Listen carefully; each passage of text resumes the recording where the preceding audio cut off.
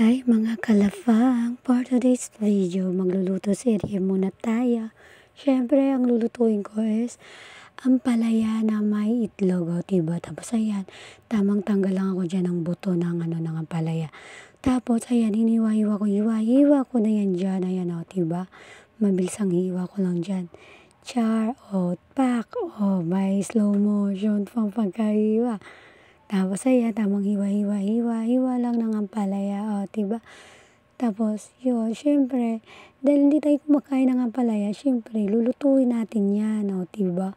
Tapos kaway-kaway rin dyan sa mga hindi kumakain ng ampalaya. Tapos ayan, tamang hiwa.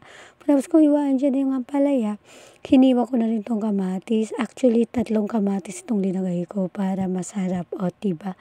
Tapos ayan, tamang hiwa rin ng kamatis. O, pak! May slow motion yung auntie nyo. Tapos ayan, tamang hiwa lang ng kamatis, o diba? Tapos ayan, tapos ito, tinanggal ko na rin yung balat ng sibuyas, kamatis at sibuyas lang yung kailangan ko dyan. Tapos ayan, bagal ko pa magtanggal ng balat. Char, tapos ayan, tamang hiwa-hiwa lang, o diba? Mga 3 sibuyas yung ginamit ko dyan para masarap. Kasi yung ampalaya, mataba, o diba? Tapos ayan, siyempre 3 para malasahan naman. Kasi magrereklamo na naman si mother, sasabihin, parang wala naman kalasa-lasa. Hindi ko naman natikman yung sibuyas at kamatis, o diba? Tapos ito, 3 itlog ang linagay ko dyan, o diba? May mekos-mekos lang natin, tapos linagay ko lang ng konting asin. Tapos ito, ayan, ginisa ko na yung kamatis. Inuna ko na muna yung kamatis para lumabas yung yung ganyan. Ayan, yung kanyang kulay, o diba? Tapos ayan, minekos-mekos ko na rin. Siyempre, linagyan ko na rin yan ng sibuyas at saka konting salt. O diba? Tapos ayan, pagkatapos ko halu-haluin, siyempre, ilalagay na natin ang itlog. O diba?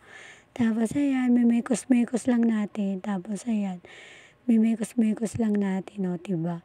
Tapos ayan, habang minimekos natin yan, dinagdagan ko ng konting, mantika, char. Hindi ko na pinakita dyan. Tapos ayan, linagay ko na yan dyan yung gulay. O diba? Tapos ayan, minekos-mekos. Tapos linagyan ko na rin ng toyo. Ayan. Linagyan ko na yung toyo. Tapos kung maglagay ng toyo, ayan, minekos-mekos. Tapos, o diba? Tapos kung mekos-mekos, syempre, tatakpan na natin. O diba? Tapos, pagkatapos natin takpan na yan, naluto na siya, mga mi. O diba? Tapos titikman na natin.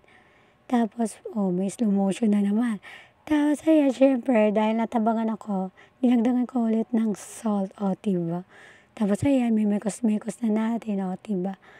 Tapos, ayan, slow motion pagka mekos-mekos, o diba? Tapos, ayan, ready to eat na, o. Kunyari, kumakain ako dyan ng gulay, kahit hindi naman. Paano ba yan? Hanggang dito na lang. Bye-bye!